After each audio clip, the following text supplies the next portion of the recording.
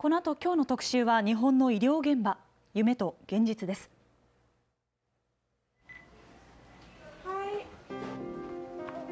人手不足に悩む日本の医療現場にやってきたインドネシアの若者たち。助手として働きながら看護師の資格を目指す日々が続いています。仕事はお茶配ったりとか、おむつを交換したりとか、それも多分看護師の、知識もう忘れちゃうかな。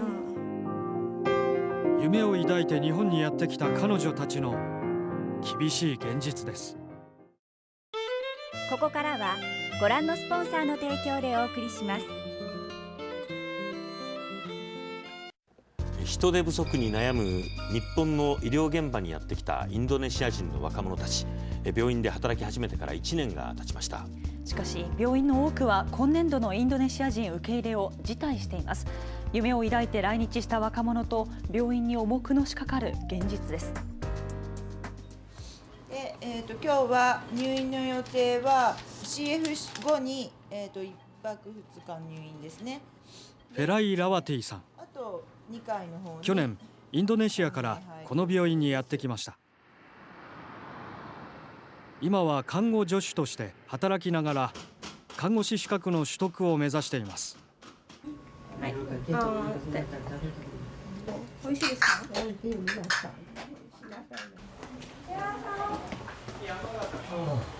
ひげ剃りはどうですか？ひげ剃り結構伸びたんですね。来日前は日本語を全く話せなかった彼女もこの1年間で日常会話を難なくこなせるようになりました。まあ見習いみたいな仕事をしてるけども、この仕事はさっさとやろう。だから看護師としてやるんなら優秀な看護師になるやろ。わからないこととかあったりするとすぐにスタッフのところとか同じ上司さんの同僚のところに戻ってこられて確認してちゃんと自分のものにしてまた現場に戻っていくという状況なので、全く普段の仕事に関しては不安はなく任せられる状況になってますね。国家資格がないため日本では限られた仕事しかできない彼女。実は母国で2年半看護師として働いていました。日本がインドネシアとの経済連携協定によって看護師候補生を受け入れることを知り来日を決めたのです。日本で看護師の資格を取って技術を学びたい、それが彼女の夢でした。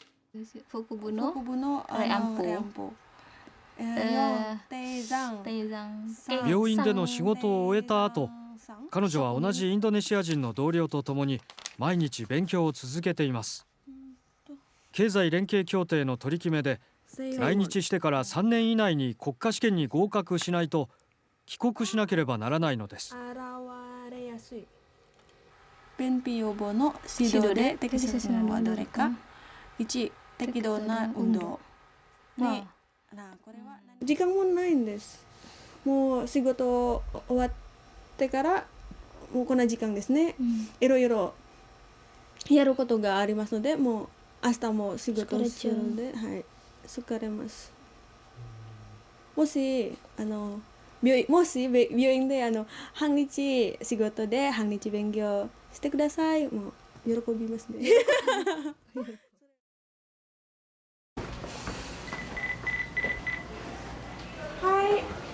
しかし能力の高さを認められ今は夜勤も行う彼女は病院の貴重な労働力となっています。看護師がおよそ1万6000人も不足していると言われる日本。人手不足から彼女たちを受け入れた病院では資格の取得を強く願いながらも勉強の時間を十分に与えられないジレンマに陥っているのです。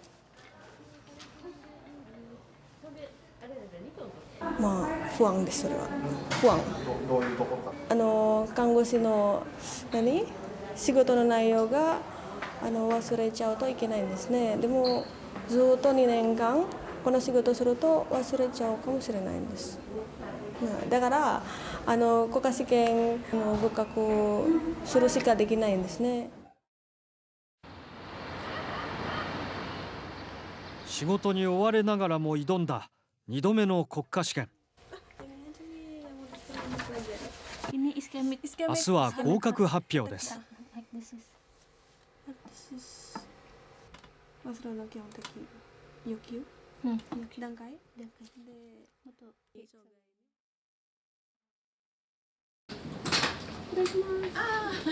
私だけで。番号、皆様わかる？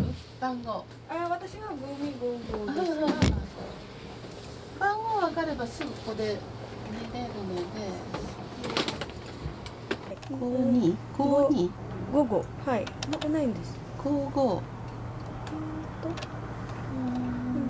こが。これで終わります。これで終わります。今年も彼女の番号はありませんでした。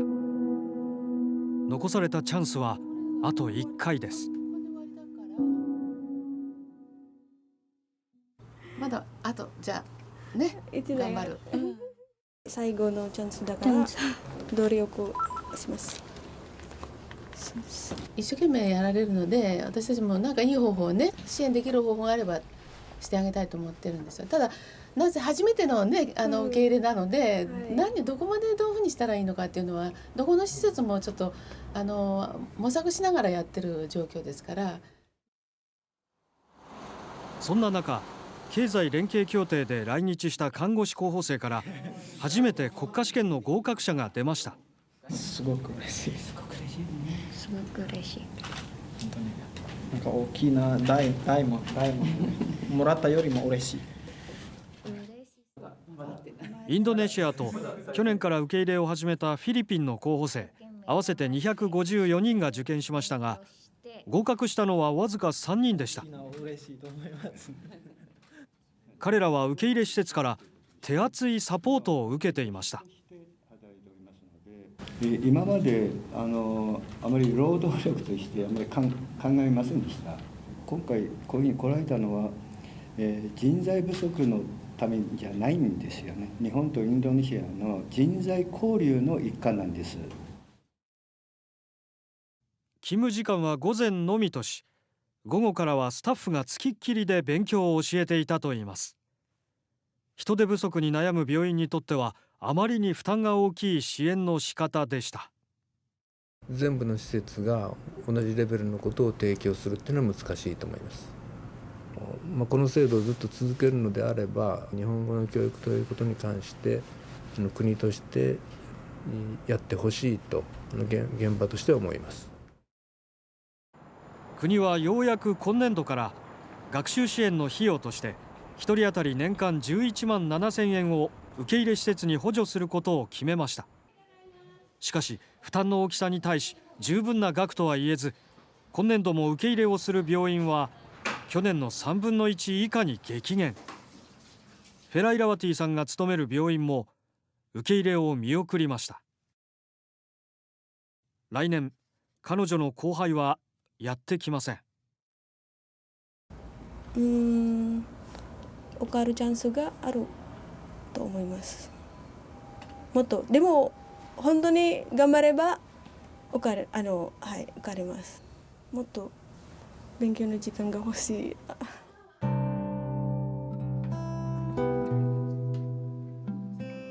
限られた時間の中で夢を追い続ける彼女たち。どこ行きました？散歩。散歩。気をつけてね。ありがとう。不安を抱えたまま最後の1年が始まりました。